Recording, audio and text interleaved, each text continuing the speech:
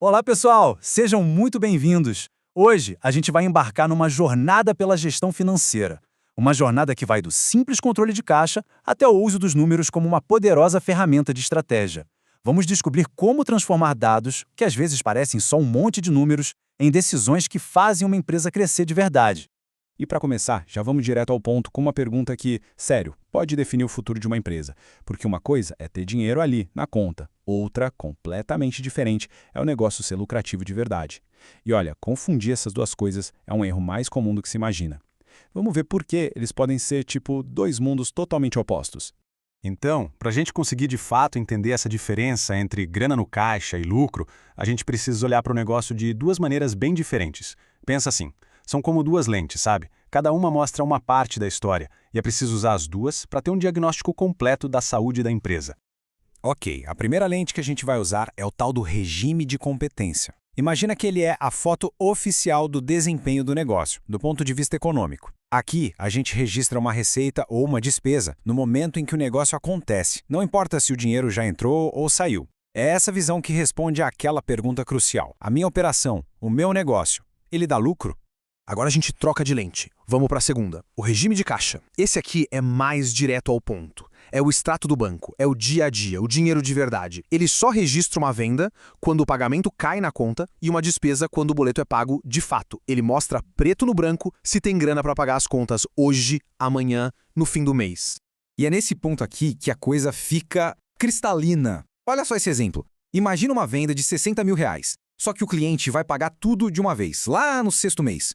Se você olhar só pelo regime de competência, parece que está tudo ótimo, né? Entrando 10 mil de receita todo santo mês. A empresa parece lucrativa. Só que a realidade do caixa é um soco no estômago. São 5 meses no vermelho, sem um tostão entrar, com um risco gigante de não conseguir pagar as contas. Pois é, esse exemplo mostra de um jeito perfeito por que a gente precisa sempre olhar para as duas coisas. Uma sem a outra conta uma meia-verdade, e isso é muito perigoso. Beleza, então entender essas duas realidades é, sem dúvida, o primeiro grande passo. Mas só ter a informação na mão não adianta nada se a gente não fizer algo com ela, certo? E aí que entra o nosso próximo ponto, que é fundamental: disciplina. E é com essa ideia que a gente entra na segunda parte da nossa conversa. É a disciplina financeira que, olha, separa as empresas que estão só ali sobrevivendo daquelas que estão crescendo de verdade. Vamos ver agora como é que se constrói essa base sólida de hábitos para garantir a saúde financeira do negócio. E é importante dizer uma coisa, ter uma gestão financeira cuidadosa não tem nada a ver com o chato dos números, sabe? É sobre ter a paz de espírito, ter a informação correta na mão para tomar a melhor decisão possível. É sobre transformar aquele monte de dados em prosperidade de verdade. Tá, mas como é que a gente faz isso na prática? O Sebrae dá umas dicas muito boas sobre isso. E tem duas aqui que são, assim, cruciais. A primeira, que parece óbvia, mas muita gente erra nisso: separar de vez as contas pessoais das contas da empresa. É o básico do básico e a causa de muita empresa quebrar. E a segunda, usar a tecnologia a seu favor. Automatizar o que der, porque o tempo que se perde fazendo conciliação de banco na mão é um tempo precioso que poderia ser usado pensando na estratégia, em como fazer o negócio crescer. Ok, com a casa arrumada, com a disciplina no lugar, a gente pode dar o próximo passo. Agora, não adianta só registrar o que aconteceu. Chegou a hora de medir o que de fato importa. É como criar um placar de jogo, sabe? Um placar que mostra se a gente está ganhando a partida ou não. E para montar esse placar, a gente precisa entender bem a diferença entre uma métrica e um KPI. Pensa assim, uma métrica é só um número solto, um dado bruto. Por exemplo, tivemos 10 cancelamentos esse mês. Ok, e daí? Já o KPI, o indicador-chave de desempenho, dá contexto para esse número. Ele transforma esses 10 cancelamentos numa taxa de cancelamento de 5%. Ah, agora sim! Agora eu consigo comparar com o mês passado, com a média do mercado. Agora eu tenho inteligência. A melhor forma de pensar nisso é a analogia do painel do carro.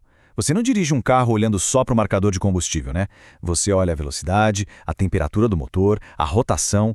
Os KPIs são exatamente isso, o painel completo do seu negócio. É ele que dá a segurança para saber quando acelerar, quando frear ou quando tem que mudar a rota no meio do caminho.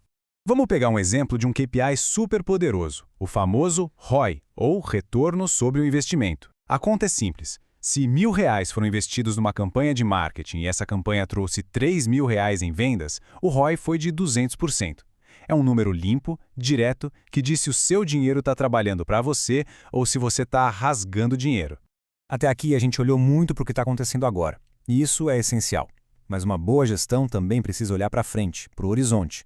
E isso nos traz para a nossa quarta parte, o futuro das finanças. Afinal de contas, para onde tudo isso está indo? As tendências mostram um futuro bem mais inteligente e muito mais integrado. Essa evolução a gente pode resumir em 3 grandes passos. O primeiro é a automação, para a gente se livrar de vez das tarefas repetitivas. O segundo é inteligência, usando análise preditiva e inteligência artificial para antecipar problemas e oportunidades. E o terceiro, por fim, é a estratégia.